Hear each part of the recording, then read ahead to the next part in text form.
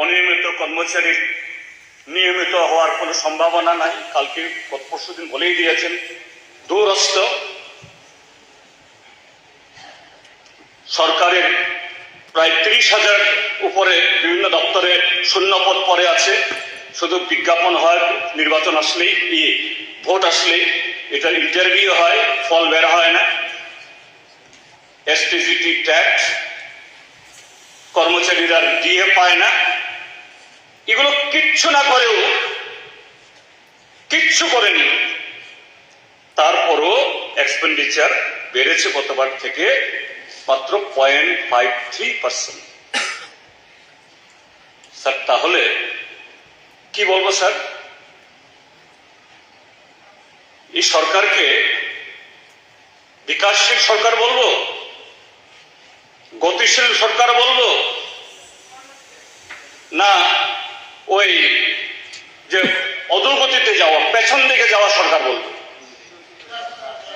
না এই সরকারকে পদার্থ সরকার বলবো, না তার আগে লাগাবো?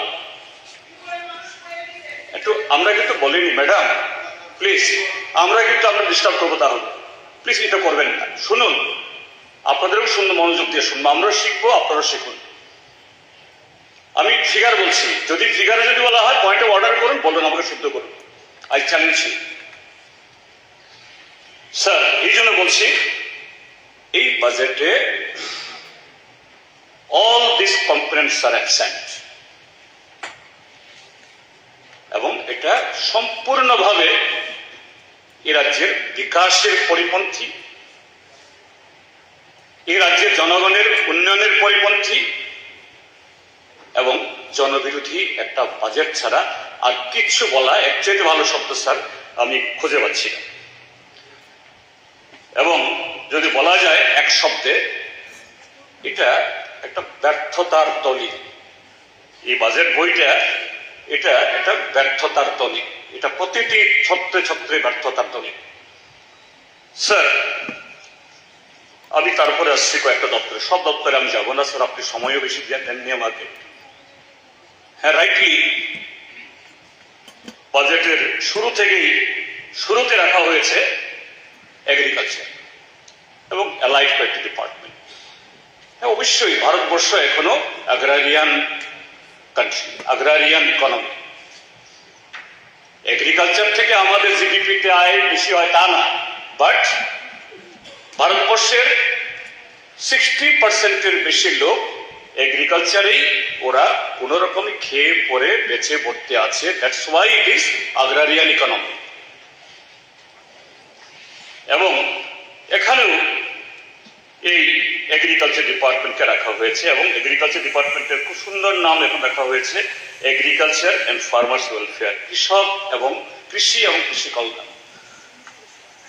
স্যার খুব বিজ্ঞ আমার দীর্ঘদিনের সহকর্মী, তিনি এই দপ্তর চালাচ্ছেন এখন। স্যার এখানে এগ্রিকালচারের কি আছে স্যার এই চ্যাপ্টারে? হ্যাঁ, পিএম কিষানে কৃষকরা কিছু টাকা পায়, ভালো, আমি ওরা পাচ্ছে দেখাচ্ছেন, অবশ্যই আমি খুশি। তারপর আরেকটা রেখেছেন পেডি প্রকিউরমেন্টে আপনারা কিনেছেন, তাও টোটাল যত আমাদের রাজ্যে হারভেস্ট হয় তার 2% ওটা। যাই হোক, আমি গত গেল সেশনে যে কিভাবে প্রক্রিয়া হয়, মাননীয় খাদ্যমন্ত্রী আমাকে ভোট দিয়েছেন, বলছেন এগুলো তো আপনারাও করতে পারতেন। ইয়েস, আই অ্যাগ্রি, আমরাও করতে পারতাম, কিন্তু তখন হয়নি, আপনারা করেছেন, আমি তার জন্য ধন্যবাদ জানাই। I agree. কিন্তু তার বাইরে কিছু স্কিমে কিছু যন্ত্রপাতি দেওয়া, এক্সটার্নাল এডেড স্কিমে 2-4টা ল্যাবরেটরি খোলা, তার বাইরে কি আছে? এগ্রিকালচার এক্সটেনশন করতে গেলে পরে শুধু কিছু নাম দিয়ে কিছু টুপি পরালে হবে না। এগ্রি এক্সটেনশনের জন্য শুধু সেক্রেটারি এবং ডাইরেক্টর না, তার তলাতে deputy director, assistant director, superintendent, তার নিচে গিয়ে যে এগ্রি স্টোর, বিআরডব্লিউ সেন্টার, হর্টিকালচার এবং এগ্রিকালচার উভয়ের জন্য। এবং রাইটলি লোক বলেছেন ত্রিপুরাজ্যের যেহেতু 65% হিলি এরিয়া, সেই হিল এরিয়াতে হ্যাঁ আগের সরকার করতে পারেনি, তখন পরে করতে পারেনি সবটা, সেই জন্যই তো করবেন।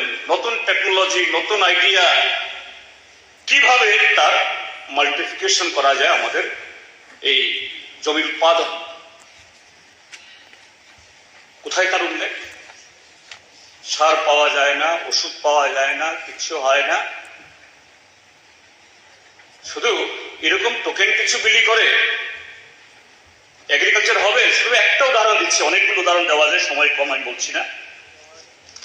বিশালগড়ের একটা জায়গাতে আমরা তখন একটা ফুলের এক সময়তে এই যে আমাদের কোনো বিক্রি হলে, কোনো লিডার আসলে, কোনো জয় হলে,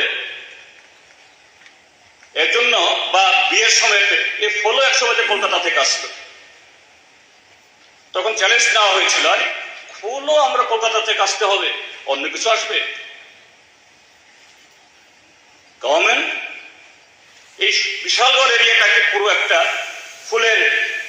ফুল চাষের একটা এরিয়া হিসেবে ডেভেলপ করলো, Lakshmi. And that area Tripura has become self-sufficient in flower producing. বরঞ্চ গ্ল্যান্ডুলাস নামে একটা ফুল এখান থেকে ত্রিপুরা থেকে ইসরায়েল যায়। আমি যাইনি ফিজিক্যালি, কিন্তু পত্রপত্রিকায় দেখি সেখানে নাকি ওনার ফুলের কোনো অস্তিত্ব নেই। মাননীয় কৃষিমন্ত্রী যদি, হ্যাঁ, ইয়েস প্লিজ। আপনি যেটা বলছেন এখানে এখন ফুলের কিছু নেই, আমি আপনার অবগতের জন্য হাউসকে জানাচ্ছি, এখানে এখন কৃষি দপ্তর থেকে ফুল মজুত করার জন্য এখানে স্টোর হাউস করা হচ্ছে এবং আগামী দিনে ফুলের চাষ আরো বেশি করে। আমি খুশি হব। ভুল তথ্য দয়া করে ভুল তথ্য হাউসকে দেবেন না। এগ্রিকালচার আমরা অনেক ডেভেলপমেন্ট হয়েছি। Okay, if it is there I will be happy. একটু দিয়ে আমি একটু যাবো, আপনাকে নিয়ে দেখবো স্যার। তারপর অ্যালাইট, এগ্রি অ্যালাইট কোনগুলো? এগ্রি অ্যালাইট সুধাংশু বাবু দপ্তরের মন্ত্রী, very dynamic minister, animal resource, fishery. সেখানে অ্যানিমাল রিসোর্স কি বলা হয়েছে কয়েক লাইনে, যে 2900 এরকম প্রগ্রেসিভ ফার্মারকে কিছু পুরস্কৃত করা হয়েছে, আর কিছু এক্সোটিক জার্মোপ্লাজম বিক্রি হয়েছে। তো ত্রিপুরা রাজ্য তো এখানে আনুপাতিক হারে বৃষ্টিপাত বেশি, এখানে আরো নানাভাবে পশুপালন, দুগ্ধ উৎপাদন এগুলো বাড়ানো যেত। হ্যাঁ, বামফ্রন্ট সরকার আপনারা বললেই এগুলো বললেন আর কি করেছেন, তখন থেকে তখনকার চাইতে আরো বেশি করে আপনারা দেখাতেন, আমরা বলতাম হ্যাঁ আপনারা করেছেন। But where is the mention of that? তার ডাইরেকশন কোথায়, পরিকল্পনা কোথায়? নাথিং। ফিশারিজ সেম, পত্রিকা দেখলাম কদিন আগে, এখানে মৎস্য উৎসব করা হয়েছে, মৎস্য নাই, মাছ নাই। এমনই মৎস্য বিপ্লব হচ্ছে, মাছ নাই। আমাদের রাজ্যে একটা বড় লেক আছে, দম্বুল লেক। দম্বুল লেক, হ্যাঁ, দম্বুল লেকের আরো বহুবিধ তার ইউটিলাইজেশন হওয়া দরকার, টুরিজম থেকে আরম্ভ করে ইভেন যে এই পিসি কালচার, থাউজেন্ডস অফ ফ্যামিলি এটা নির্ভরশীল। এখন শুনছি, আমি জানি না, এখানে হয়তো বা অন্যজগরা ভালো বলতে পারেন, সেই দম্বুল লেক নাকি অন্ধ্রপ্রদেশের কোন একটা কোম্পানিকে লিজ দেওয়া হচ্ছে ফর 25 ইয়ার্স। এডিসি হলেও it is part and parcel of the state. এরকম একটা জায়গা, এটা ভালো হচ্ছে কিনা খারাপ হচ্ছে, স্টেট গভর্নমেন্ট তরফ থেকে তার কোনো উল্লেখ থাকবে না? বাজেটে তার রিফ্লেকশন থাকবে না? এবং এটাকে আরো কিভাবে এডিসি কে সাথে নিয়ে এডিসি কে সাহায্য করা যায় তার ভাবনা থাকবে না? Nothing is there.